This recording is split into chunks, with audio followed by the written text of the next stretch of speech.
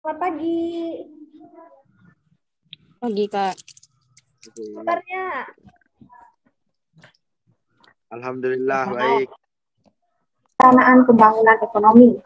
Nah, tujuan yang pertama dalam perencanaan pembangunan ekonomi ini yaitu mengarahkan kegiatan pedoman kepada pencapaian tujuan pembangunan. Yang kedua, mengetahui perkiraan potensi, prospek perkembangan, hambatan, dan risiko masa yang akan datang. Yang ketiga, memperbaiki penggunaan sumber daya publik yang tersedia.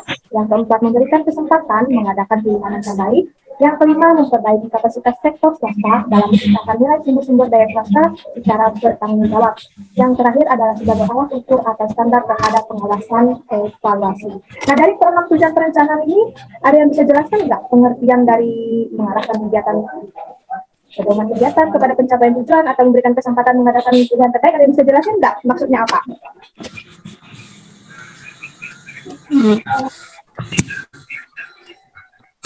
Atau mungkin ada yang bisa jelasin sedikit gitu? Mengarahkan kegiatan pedoman kepada kegiatan. Ya. Yang itu kah? Ya. Salah satunya bisa kamu pilih. Maksudnya dari keenam tujuan ini apa?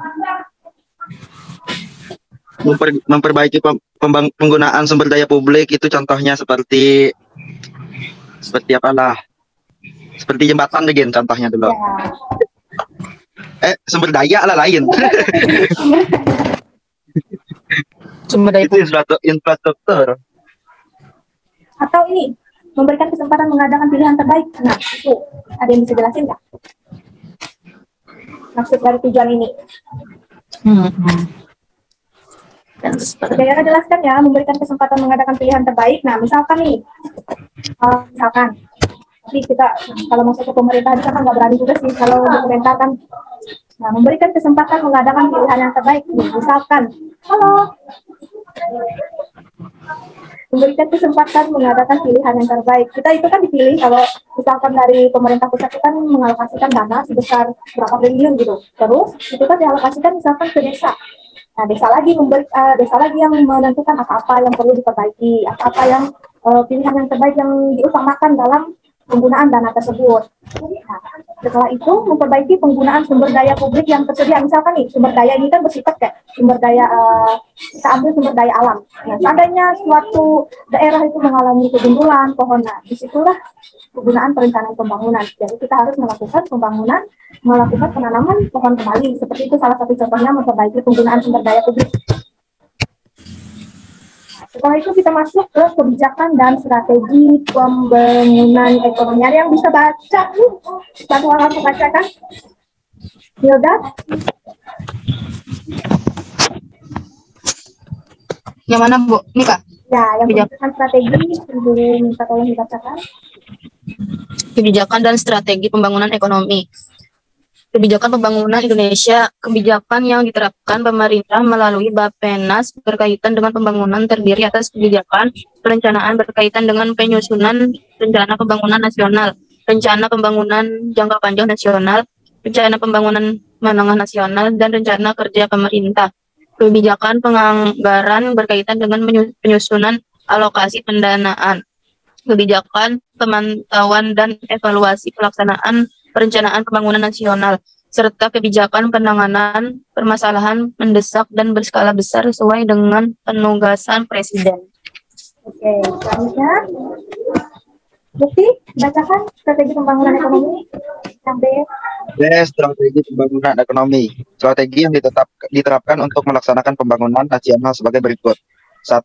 Mengembangkan koridor pembangunan ekonomi Indonesia, meliputi 4 tahap, yaitu identifikasi pusat-pusat perekonomian, penentuan kebutuhan penghubung antar pusat ekonomi, sejalan dengan pembangunan nasional dengan sistem infrastruktur serta fasilitas.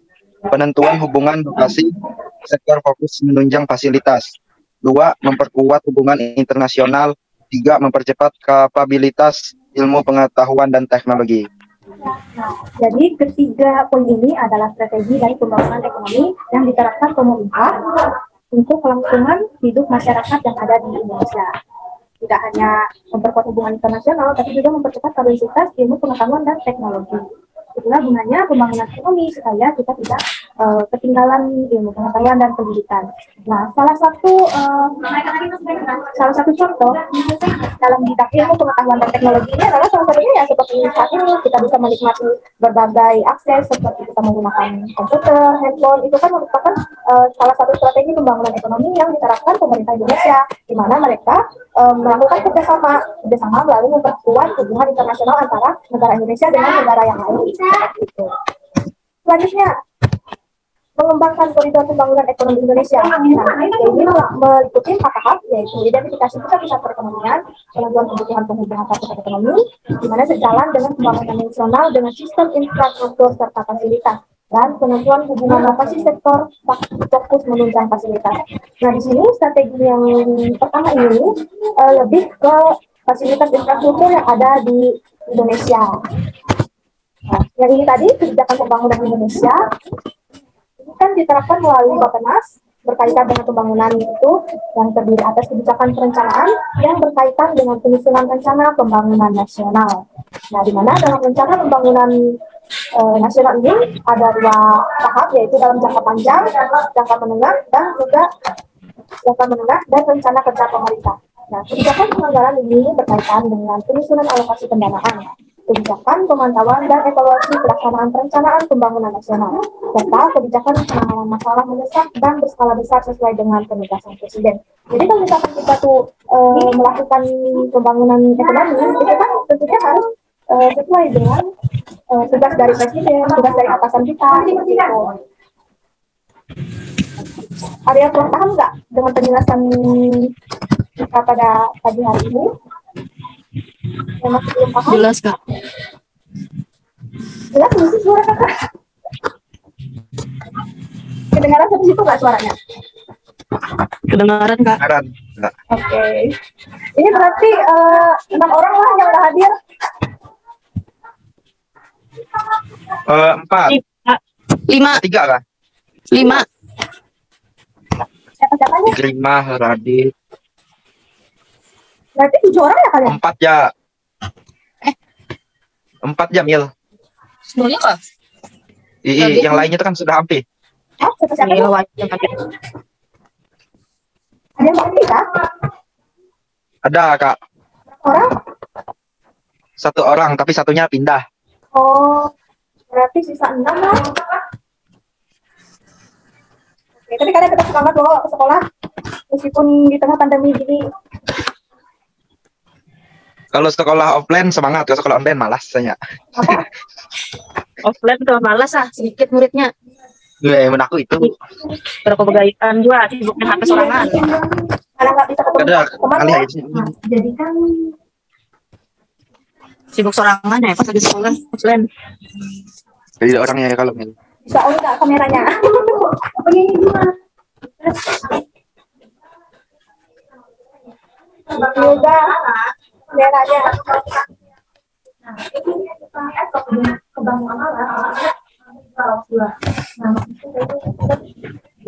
Oke, selanjutnya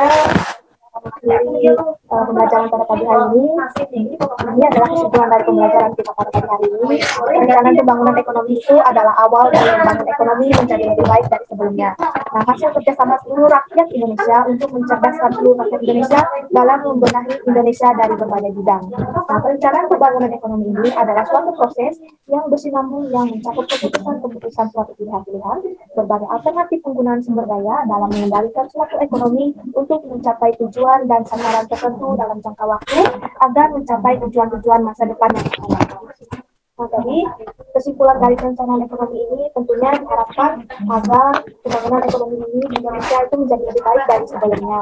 Tentunya pada masa yang akan datang ini juga tentunya berdampak supaya lebih baik gitu harapan dari pemerintah Indonesia untuk pembangunan ekonomi itu dari teman-teman untuk berdoa mengakhiri pembelajaran kita. Teman, sebelum mengakhiri pembelajaran, marilah kita berdoa.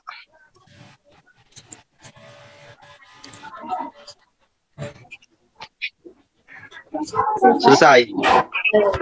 Terima kasih atas teman-teman semua yang sudah hadir di pembelajaran kakak pada pagi hari ini, mohon maaf jika penjelasan kakak masih kurang bisa dipahami. Kita sama-sama belajar. Oke, kita ketemu di pertemuan minggu yang akan datang. Terima kasih. Assalamualaikum.